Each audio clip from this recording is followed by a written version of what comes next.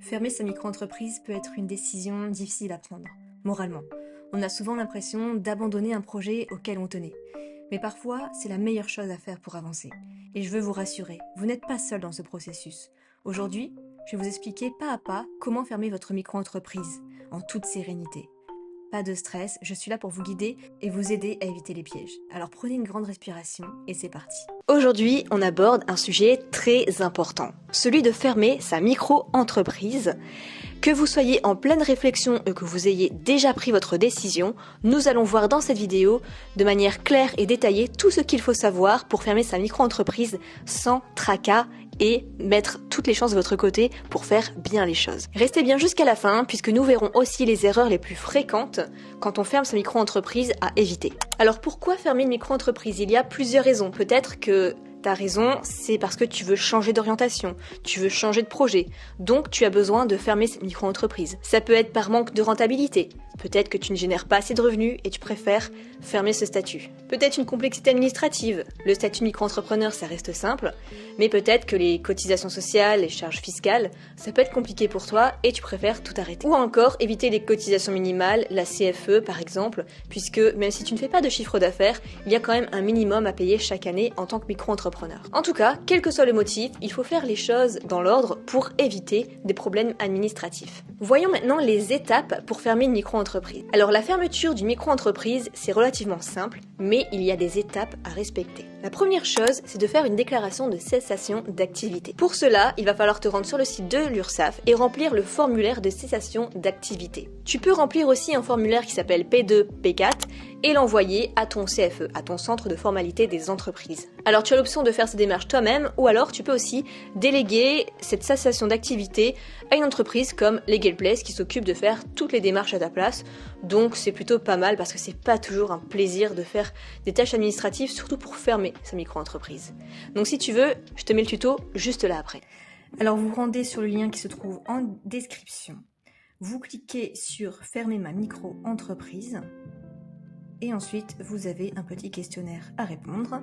Avant de démarrer, dans quel délai souhaitez-vous radier votre auto-entreprise ? Dès que possible, dans la semaine, dans le mois, je ne sais pas encore.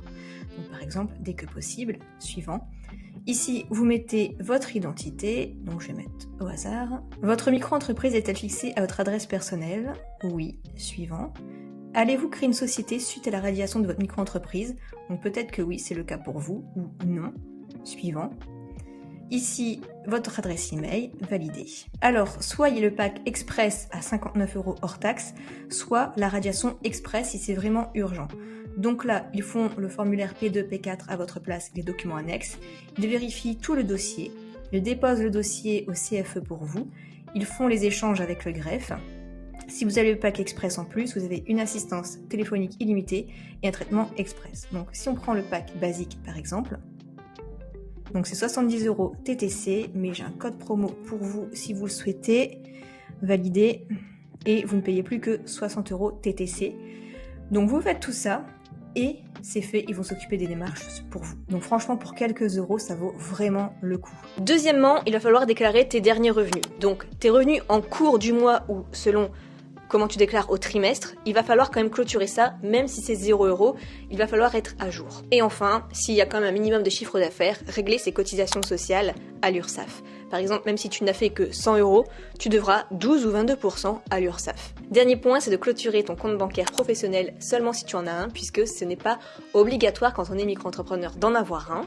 Donc si tu en as un, il va falloir le clôturer également. Voyons maintenant ce qu'il faut savoir avant de fermer. Il y a quelques points à voir pour ne pas avoir de mauvaises surprises. Si tu bénéficies par exemple de l'ACRE, qui et en gros moins 50% sur les charges sociales la première année, vérifie bien les conséquences de la fermeture de ton activité par rapport à cette aide. Ensuite, les dettes et les factures, vérifie bien que pour ta micro-entreprise, tu as tout payé, par exemple tu dois payer des affiliés, tu dois payer des fournisseurs, tu as des factures en attente, des devis. Et enfin, au niveau des déclarations fiscales, si par exemple tu n'as pas encore payé la CFE et que tu devais le faire, vérifie bien que c'est OK.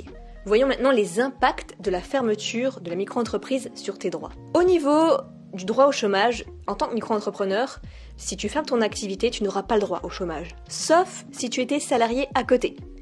Mais si tu étais juste micro-entrepreneur, tu n'auras le droit à rien. Ensuite, au niveau des droits à la retraite, il faut toujours avoir fait des minimums de montants en termes de chiffre d'affaires pour valider des droits à la retraite. Donc n'oublie pas que si tu fermes tout, tu ne cotiseras plus pour la retraite. Et enfin, voyons les erreurs à éviter lors de la fermeture de la micro-entreprise. Donc la première, c'est juste d'arrêter de travailler, de ne pas officiellement déclarer la cessation de ton activité en tant que micro-entrepreneur.